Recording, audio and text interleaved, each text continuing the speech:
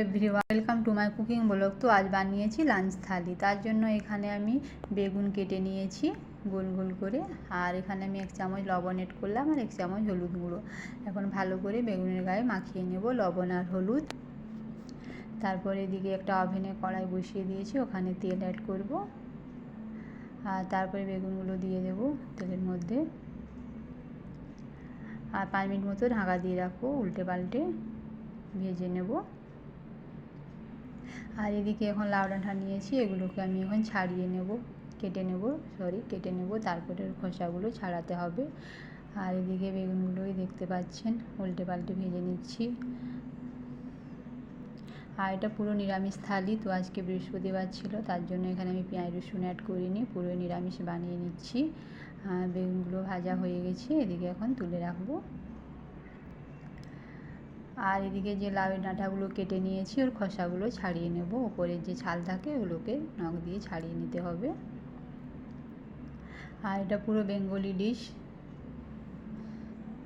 তো আর এখানে কিছু আলু কেটে নিয়েছি, এভাবে ডুমো ডুমো করে আলুগুলো কেটে নিয়েছি। আর এখানে কড়াইতে আবার তেল নিলাম, আর এখানে ফোড়নে আমি কাঁচা লঙ্কা একটা আর 1/2 চামচ জিরে অ্যাড করেছি। তো লঙ্কা খুব সামান্য অ্যাড করেছি, আপনারা যে যেমন ঝাল পছন্দ করেন সেই অনুযায়ী লঙ্কাটা অ্যাড করবেন।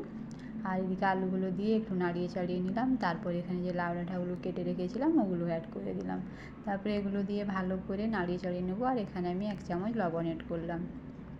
তারপর লবণটা ভালো করে মিলিয়ে নিয়ে আর 5 মিনিট এখন চাপা দিয়ে রাখবো। তারপরে যখন একটু আবার খুলে নাড়াচাড়া করে নিতে হবে।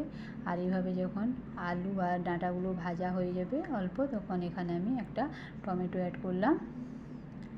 তারপরে একটু ঢাকা দিয়ে দেবো টমেটোটা নরম হওয়ার জন্য। তো দেখতেই পাচ্ছেন অনেকটা ভাজা হয়ে গেছে। তারপরে এখানে আমি পোস্ত বেটে রেখেছিলাম, তো পোস্তটা অ্যাড করলাম। তো এটা শুধুই পোস্ত বেটেছি, কিছু এখানে অ্যাড করিনি। তো ওটাকে অ্যাড করে দিলাম, তারপর একটু নাড়িয়ে চাড়িয়ে ভেজে নিলাম। আর এখানে আমি 1/2 চামচ লঙ্কার গুঁড়ো অ্যাড করলাম, আর ওটা মিশিয়ে নিলাম। তারপর এখানে জল অ্যাড করে দিলাম।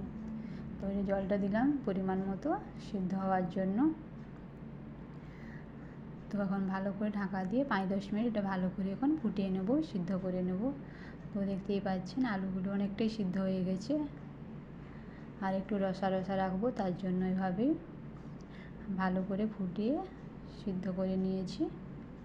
আর এইভাবেই এখন গ্যাসের ফ্লেমটা বন্ধ করে দেব, কারণ আলুতে রস থাকলে টেনে নেয়। আর এদিকে আমি লাঞ্চ থালি সাজিয়ে নিয়েছি, ভাত, স্যালাড, ডাল। তো এটা মুগের ডাল বানিয়েছি লঙ্কা আর জিরে ফোড়ন দিয়ে।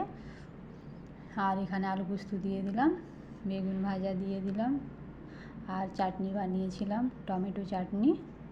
তো এই ছিল আজকের লাঞ্চ থালি। তো কেমন লাগলো আজকের লাঞ্চ থালি অবশ্যই লাইক, কমেন্ট আর চ্যানেলটিকে সাবস্ক্রাইব করে দিবেন। সবাই ভালো থাকবেন, সুস্থ থাকবেন। তো কেমন লাগছে লাঞ্চ থালিটা? Tata, by.